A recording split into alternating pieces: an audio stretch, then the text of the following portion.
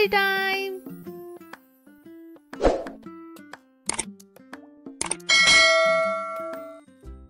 एक बार की बात है, गंगा नदी के तट पर सफेद बाल और लहराती हुई बड़ी सी दाढ़ी वाला एक साधु बैठा करता था। वह सूर्योदय से सूर्यास्त तक वहां बैठकर ध्यान किया करता और शाम ढलते ही वह अपनी झोपड़ी की ओर निकल जाता। उस ब्राह्मण की झोपड़ी के पास एक बिल में एक छोटा सा चूहा रहता था।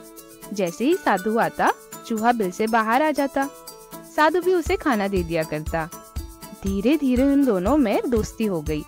एक दिन साधु ने अपने चूहे दोस्त को बोलने की शक्ति दे दी। चूहा बोलने लग गया। चूहे ने हाथ जोड़कर साधु से कहा कि हे महाराज, आपने मुझे बोलने की शक्ति दी है, पर अब मेरी परेशानी भी सुनिए। साधु हैरान हो गया, एक चूहे को आखिर क्या समस्या हो सकती है। चूहा बोला, आपने मुझे खाना खिलाया और अब मैं एक मोटा तगड़ा चूहा बन गया हूँ। मुझे डर है किसी दिन मुझे बिल्लियाँ मार के खा जाएंगी। मेरी आपसे प्रार्थना है कि मुझे एक बिल्ली बना दीजिए। साधु ने उस पर गंगा जल छिड़का और उसे बिल्ली बना दिया। कुछ दिन बाद वह बिल्ली दोबारा साधु के पास आई और रोने लगी। साधु ने पूछा, अब क्या हुआ? बिल्ली बोली, साधु महाराज, गांव के कुत्ते मुझे खाने के लिए मेरे पीछे पड़े रहते हैं। यदि आप मुझे बचाना चाहते हैं तो मुझे कुत्ता बना दीजिए। साधु को अपने मित्र से बहुत लगाव था। उसने गंगा जल लिया और तुरंत उसे बिल्ली से कुत्ता बना दिया। कुछ दिन मजे से रहने के बाद वह कुत्ता फिर साधु के पास आया और बोला, महाराज, जब से मुझे आपने कुत्ता बनाया है, मेरी भूख और बढ़ गई है। आपके दिए खाने से मेरा पेट नहीं भरता। अगर मैं बंदर होता तो दिन भर रसीले फल खाता। साधु ने गंगा जल लिया और मंत्र पढ़ते हुए उस कुत्ते पर डाल दिया, जिससे वो बंदर बन गया। फिर धीरे धीरे गर्मियों का मौसम आ गया। चारों ओर गर्मी बढ़ने लगी। पेड़ों के पत्ते सूख गए। बंदर गर्मी से परेशान होने लगा।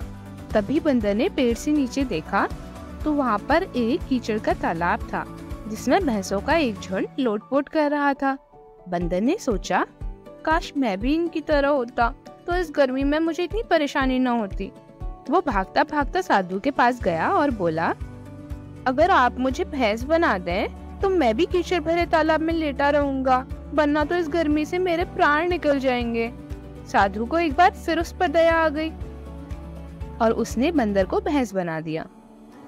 उस भैंस ने पूरी गर्मी तालाब में लेटे रहकर ठंड का आनंद उठाया। पर फिर बरसात का मौसम आ गया। उस मौसम में एक राजा अपने मित्रों के साथ हाथी पर सवार होकर जंगल की ओर निकला। उसने अपने हाथी को बड़े प्यार से सजाया था। हाथी के गले में एक घंटी लटक रही थी, जिससे बड़ी प्यारी आवाज आ रही थी। राजा ने जब भैंसों को देखा तो उनका शिकार करने के लिए उसने उनकी ओर एक तीर छोड़ा। इस पर भैंसे ने डर के मारे साधु की झोपड़ी की ओर दौड़ लगा दी और हांफते हांफते बोला, महाराज, ऐसे तो मैं सुरक्षित ही नहीं हूँ। आज तो मैं बच गई, लेकिन यदि आप मुझे हाथी बना दें तो मैं पूरी तरह सुरक्षित हो जाऊंगी और किसी राजा को अपनी पीठ पर बिठाकर घूमने का सौभाग्य भी प्राप्त कर सकूंगी। साधु ने ऐसा ही किया। पर जब वह हाथी बना तो उसने देखा कि राजा तो रानी से मिलने जा रहा है। रानी को देख उस हाथी के मन में ईर्ष्या होने लगी।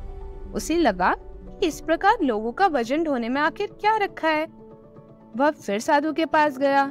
इस बार साधु ने उसे बोल दिया कि अब तुम मुझसे जो भी मांगोगे वह तुम्हारा आखिरी वरदान होगा। हाथी ने कहा, महाराज, मुझे दूसरों का वजन ढोने में अपमान महसूस होता है। आप मुझे एक आखिरी बार रानी बना दीजिए। साधु ने कहा, पर मैं तुम्हारे लिए एक राज्य कहाँ से लाऊंगा? ज्यादा से ज्यादा मैं तुम्हें एक सुंदर कन्या बना सकता हूँ और किसी राजा से तुम्हारी शादी करा सकता हूँ ताकि तुम भी रानी बन जाओ। पर इसके बाद मैं तुम्हें कोई वरदान नहीं दूंगा। फिर साधु ने उस हाथी को बहुत ही सुंदर लड़की में बदल दिया और उसकी शादी एक राजा से करा दी। एक रात वह रानी महल की झील की तरफ गई और चांदनी झील के पानी में अपना चेहरा देखने लगी। पर तभी उसका पैर फिसला और वो पानी में डूबकर मर गई। राजा बहुत दुखी हुआ और साधु के पास गया।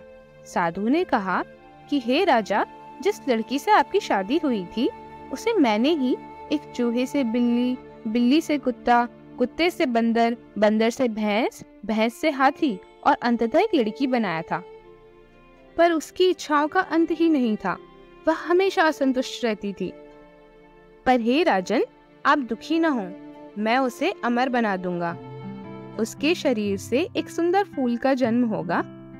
इस फूल को लोग कमल के नाम से जानेंगे। और जब भी आप झील के पास रुकेंगे, एक फुसफुसाती आवाज आपके कानों तक आएगी। ठहरो ए जाने वाले, सुनो, यदि तुम खुश रहना चाहते हो तो अपनी स्थिति पर संतोष करो। इससे तुम्हारे दुख उसी तरह दूर होंगे जिस तरह कमल की पंखुड़ियों से लुढ़ककर ओस की बूंदें।